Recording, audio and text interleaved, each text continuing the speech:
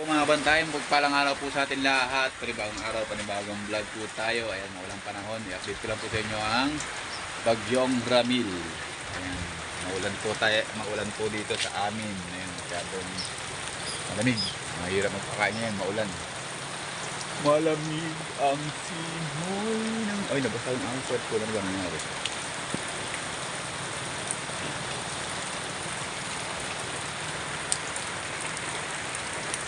Mga bantay, ang lagay ng ating panahon dito sa Plaisdaan. Ang lamig ng hangin, ang lamig ng simoy ng hangin, Pasko, ang Pasko.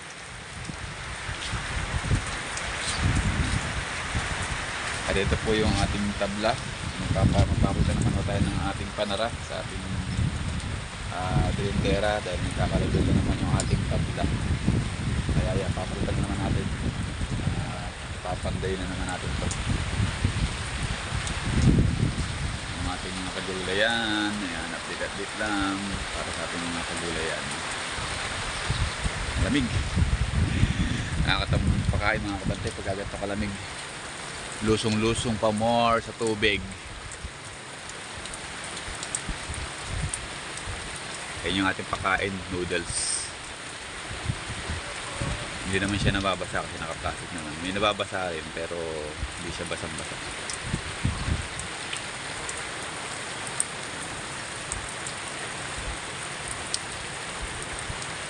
So ayan, inatid ko lang kayo sa aking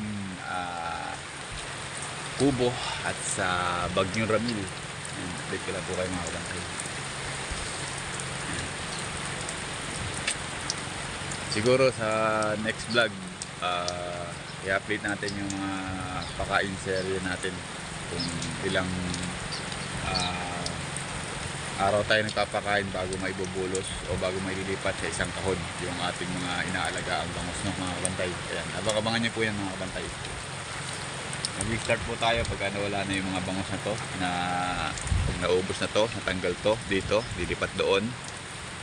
Ayan, doon tayo magsisimula mga kabantay. Tapos yung ilalagay dito, ayan, mag-start tayo dito para alam nyo kung ilang buwan natin pinapakain yung ating mga isdang alaga ng mga bantay.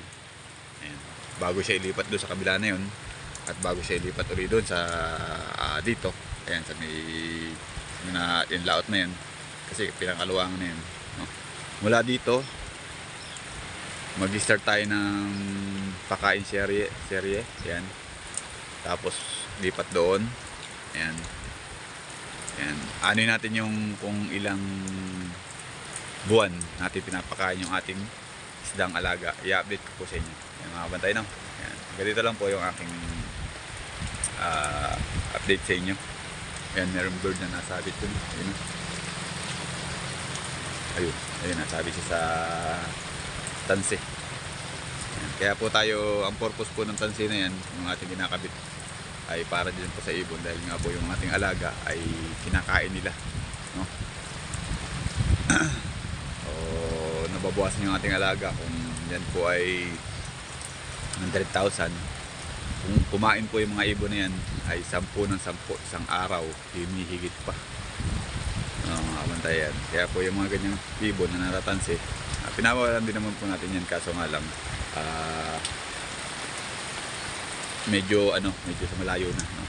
Pero pag ganyan natansi, mamaya tingnan natin kung pag mataba buhay natin, pero pag payat wala natin.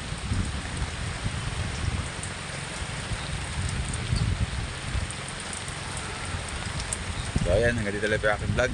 Maraming salamat po sa lahat mga susuporta. Ina-update ko lang po kayo sa bagyong Ramil. Ayan, nandito na po sa atin ang lamig.